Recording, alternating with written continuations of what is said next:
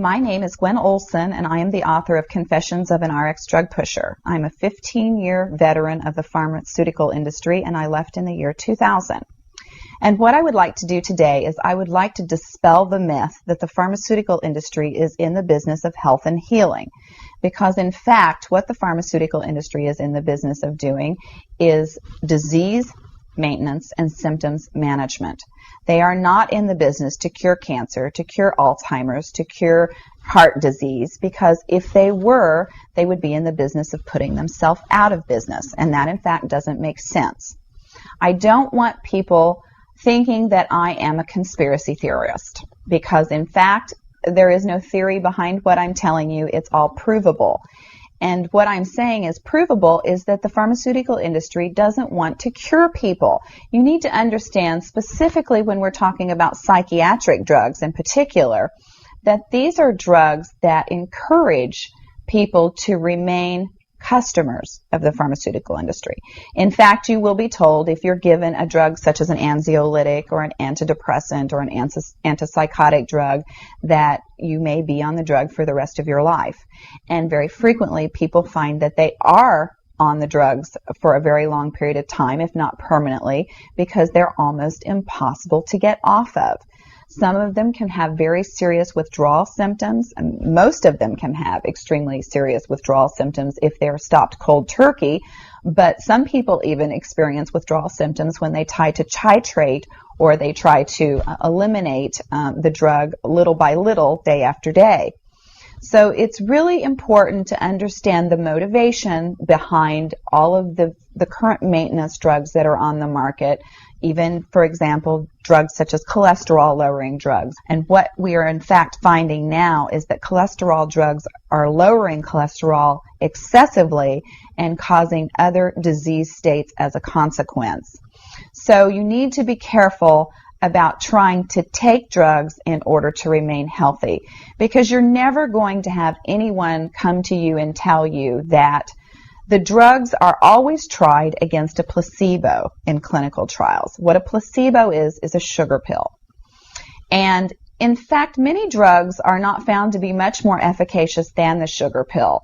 And in a case in point actually is the recent clinical trials that were released in the meta-analysis that came out of the UK on antidepressants, on the newer SSRI, selective serotonin reuptake inhibitor antidepressants. And what was found was the information that activists and other researchers have known for decades, was that antidepressants are no more effective than placebo, no more effective than sugar pills. But yet there are over 44 million people that have been taking these antidepressants, and a large number of them people that have mild to moderate depressive episodes. In fact, they prove that the antidepressants were not effective in anyone, with the exception of some of the most severely depressed patients. And I can tell you from personal experience that there are a number of things that depressed patients can do to improve their mental status aside from drugs that are quite effective, and in fact more effective than placebo. Another recent study that was released showed that exercise was in fact more effective than either placebo or the antidepressant drug that they were compared to. But just like Bill Maher said in his show, you know, we're never going to hear any ads on television that are sponsored by anybody saying, you know, the New England Journal just announced that exercise is twice as effective as antidepressants in curing depression. Ask your doctor if getting your butt off the couch is right for you. You know, you're never going to get that kind of good information, fair, balanced information, as long as pharma is funding the major TV stations, the advertising that supports those television stations, the major journals, and all of the advertising that supports the major journals.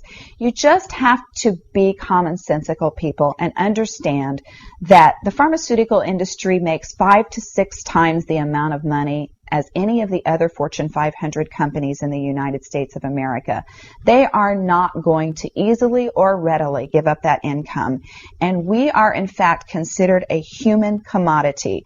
Our loved ones, our children, our elderly are considered cash cows that are preyed upon by pharmaceutical reps such as myself, who are encouraged to go in and build market shares without thinking about the consequences to patients, without knowing the misinformation that they are distributing, without being aware that the clinical data has been contrived, or that the patient populations have been cherry-picked, or that the side effects have been minimized and reported in such a manner that it doesn't present the information correctly.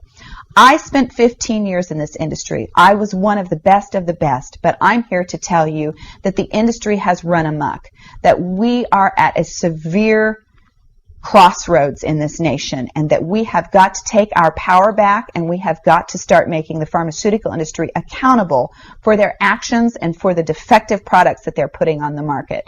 It won't be long before every American is affected by this disaster, and we need to be aware of what the differences are between diseases, between disorders, and between syndromes. Because if it doesn't have to be scientifically proven, if there are no tests, if there are no blood tests, CAT scans, urine tests, MRIs, if there is nothing to document that you have a disease, then you in fact do not have a disease, you have a disorder. And it has been given and has been diagnosed pretentiously. And you need to get yourself educated and understand that there are options, and those options are much more effective than drugs. You need to look into the nutritional aspects of your diet and your lifestyle aspects. Are you exercising? Are you taking care of yourself in the ways that you need to be proactive about your health? Because once you start down the road of taking one prescription drug on top of the other, you will be a lifelong customer for the pharmaceutical industry, and your choices will be truncated. So I would like to ask you to please self-educate, be proactive, and share the information with others. The next victim could be someone that you love. Thank you.